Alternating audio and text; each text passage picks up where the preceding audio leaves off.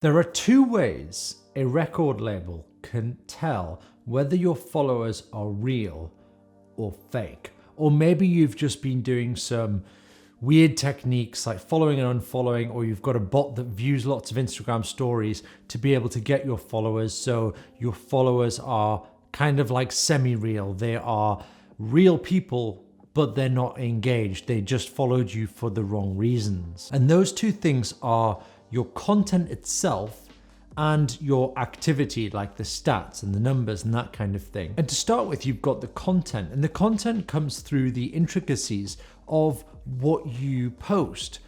And what happens is you're dealing with a record label who have artists with maybe 100,000 followers, 1 million followers, maybe one even has 10 million followers. And they know what it looks like and what you want to do when you have that large following. So when you're putting up your Instagram stories or your Instagram feed posts, for example, they can tell by your content alone whether your following is real. Because, for example, Q&As or asking questions or running polls on your Instagram stories is one of the easiest ways to create content for your audience. If you ask your audience a question, you've then got probably around 10 to 100 questions where you can answer, and that creates content. And that could be your story for the day, where you've got 10 stories answering people's questions and lots of different pictures. So if you're not doing that and you're just putting up pictures of yourself and your Instagram feed is just you posed in different locations because you got a photographer for the day and you want your feed to look really nice and it's all about you because one day you are going to get all those real followers, or perhaps your Instagram stories, maybe you put up like one per day and it's just a picture of you or a selfie or things like that. And if you had 20,000 real followers, you'd be a lot more motivated to engage them, because it is quite addictive to have engagement. You put up a story and you get lots of replies. You got lots of engagement and people giving you all of that validation, and you want more. It's a very satisfying feeling. And labels know that. So if you're not doing that, then there is clearly something wrong, and that is probably the first red flag for them. The second one is your comments. They'll literally go onto your Instagram on the desktop version and just hover over all of the stats, seeing how many likes you've got, how many comments you've got, and it paints a very telling picture. Firstly, are they consistent? Or are you getting like 600 likes on one post and like 100 likes on another post?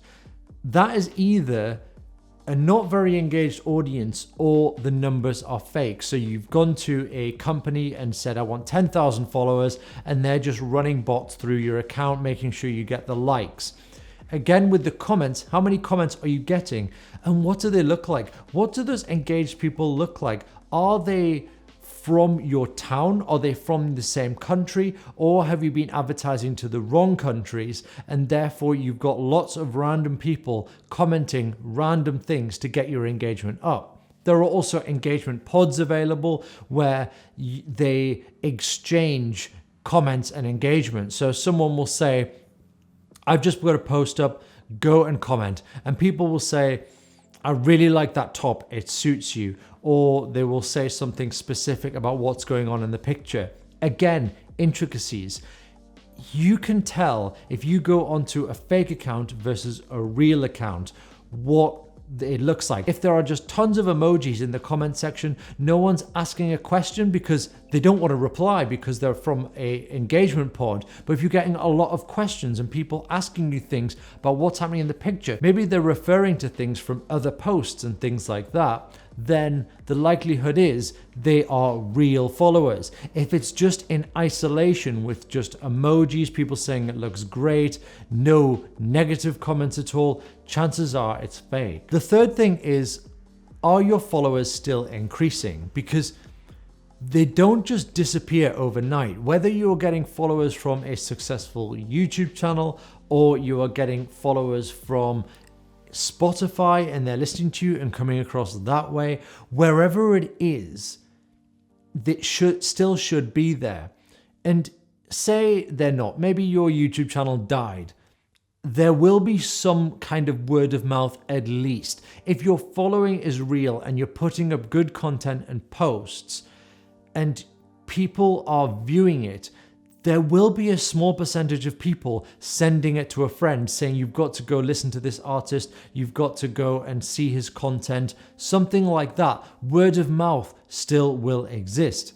But if you just flatlined and you got a sudden spurt in followers like a year ago, and then you've not been able to increase it since, the chances are it's not real, it's not organic, and you're not an artist they want to invest in. The fourth thing is you don't get many DMs. So you should, at the very, very least, for every 2,000 followers you have, get one DM a day. Whether it's from people on Spotify saying, I heard your track, I just wanted to reach out and say how much I love your music, or whether it's something to do with your content, or whether it's just an ongoing discussion.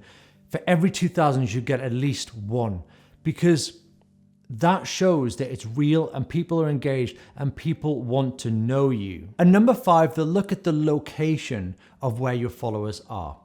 And one simple way of doing this, yes, there are stats that you can pull to find out where they are located, but just simply scrolling through your following and looking to see where they are from and seeing what the profiles look like. Are all the profiles private? That would be a weird thing. Are they not populated? Or do they look like they've not posted in a while? Then the chances are they're not real, but they're real if it looks like they are people who are active and they are engaged and they are from that country that you are from, because that implies that you haven't been advertising to cheaper countries. You've been looking for a real and engaged audience.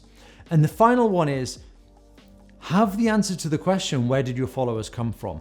Everyone should know that answer. I could tell you where my followers came from. We know where the followers came from in Burstimo.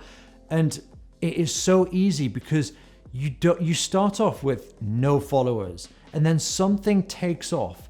And people DM you to say where they found you, or you can ask them, and it becomes blatantly obvious where the source of all of this new followers are coming from. So if you can't answer that question and show where they are coming from, then the likelihood is that they're not going to sign you, because they need to build on this. They need to know that they've got momentum that they can invest in and take your career to the next level. So make sure you've got all of these things in check, and make sure you can answer those key questions. And therefore, when you've got that engagement and you present it to a record label, they will sign you. I hope you found this video useful. If you have, give it a thumbs up, and I'll see you in the next video.